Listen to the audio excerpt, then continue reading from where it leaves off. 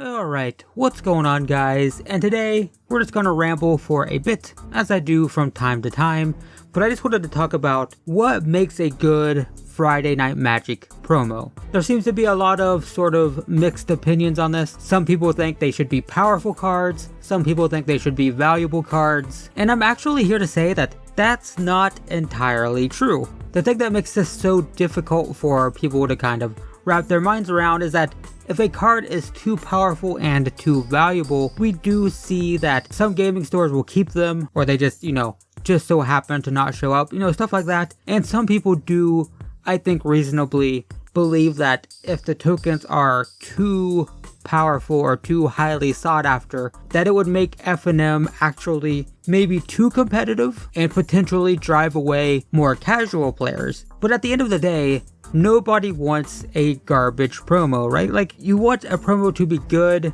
but not too good, if that makes sense. And obviously we could also talk about the secondary market and, aftermarket, secondary market values, but that aside, you can't have Liliana of the Veil as an FNM promo. It's just that would cause all kinds of problems. I don't think that's a good idea. But if you look at past promos, it's very obvious and very consistent which cards hold the most value. It's not necessarily the most powerful cards. They are staple cards. Staples are important. I mean, if you want a perfect example of that, right now, the Llanowar Elf promo card, I think it was the open house promo, it's worth like $5 to $8 or so USD. It's played in standard, it's a classic card, and it's a card that pretty much any deck can use, right? It's a staple card. Cards that make good promos would be things like, Lightning Bolt or Lightning Strike for standard, I guess.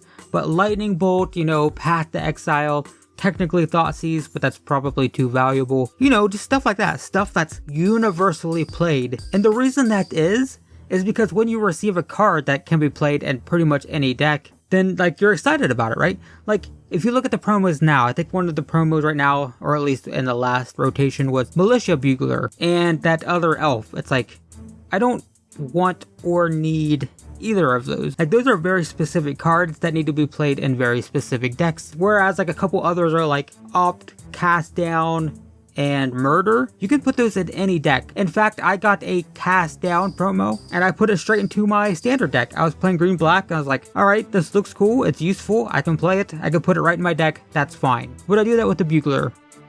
No, I would not. Why? Because it's not playable in most decks. It has to be a very specific deck. It has to be an aggressive, low mana cost matters deck. Otherwise, it's not playable, and that makes a bad FNM promo. The promo doesn't have to be a Snapcaster Mage. It doesn't have to be a Teferi. It just has to be a played card. Opt, great. Cast Down, fantastic. Lightning Strike would be probably really good, but these are not good promos because they're not playable. Now, Wizards of the Coast has said that it's hard to predict what's going to be played when they're picking the promos ahead of time. They actually said that recently. That's why instead of having alternate art, they have alternate frames now with the same art. They said that, picking the card that's going to be played, they need to do that way ahead of time in order to commission the alternate art, and it's hard to predict what the metagame is going to look like months in advance. There's a very, very simple and easy solution to this. All you have to do is print modern staples in standard from time to time. And no, I'm not talking about Thoughtseize. No, I'm not talking about, maybe Colligan's Command or Collective Brutality. Maybe those are too expensive. Maybe those are too good, even though they were obviously in standard at one point, but I'm talking about things like Relic of Progenitus. I'm talking about things like Grafdigger's Cage. I'm talking about things like Lightning Bolt. I'm talking about things like Abrupt Decay. None of these things would break standard. You could run these through standard, no problem. And then you could make those the FNM promo. You know in advance that they're going to be good because they're already good cards. So you can give them alternate art ahead of time. You can put them in alternate frames if you want. And you know that they are going to be good in standard because they're already good. Not only that, but if they're modern staples, then you will draw modern players to FNM. Do you think a modern player is super excited about that stupid elf? No. No, no modern player gives a crap about that. On the other hand, some were pretty excited about the Opt promo. Many were very excited about the Fatal Push promo. Why? Not only are those very good cards, but they're played in pretty much every deck ever. So they made very good promos. They aren't valuable cards. How much is the non-promo version of Opt? You guys know? It's a whopping 25 cents. It's pretty much worthless bulk, but it's a good card that's played in many decks, so it made a fantastic promo. That's what makes a good promo.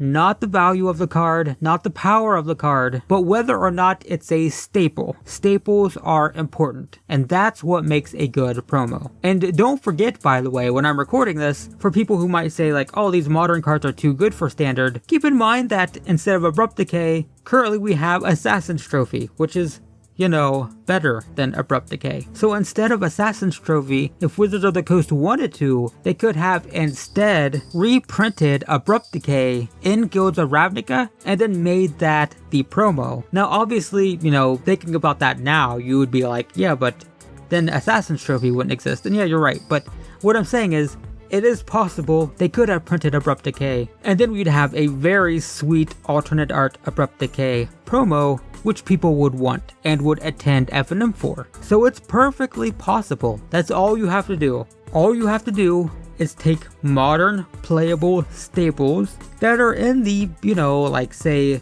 $2 to $5 range in terms of their secondary market value. You take a card like that isn't too overpowered for a standard, you print it in a standard set, you make it the promo ahead of time, and you're guaranteed to have a highly sought after promo that people are going to want, that's not going to break standard, that's going to draw in modern players, and it's guaranteed to be successful. You know, maybe someone at Wizards of the Coast actually thought that the Elf was going to be a good promo. Maybe they thought it was going to be a highly played card. Maybe it will be a highly played card, I don't know. Maybe the metagame will shift and it will be good. But it's pretty bad. I mean, it's really bad. It's a bad promo. It shouldn't be a promo. And it could have been avoided had it been, I don't know, an Abrupt Decay, a Scavenging Ooze, a Thragtusk. Could you imagine Thragtusk? Thragtusk might be a bit crazy in standard, but I don't know. How about Pithing Needle? You could run Pithing Needle. That's fine. It doesn't break standard. You know, it's a sideboard card. But could you imagine if Pithing Needle was printed as a promo? That'd be pretty cool. Lingering Souls would probably be fine. Would Lingering Souls really break standard? I don't know. It's a really good card.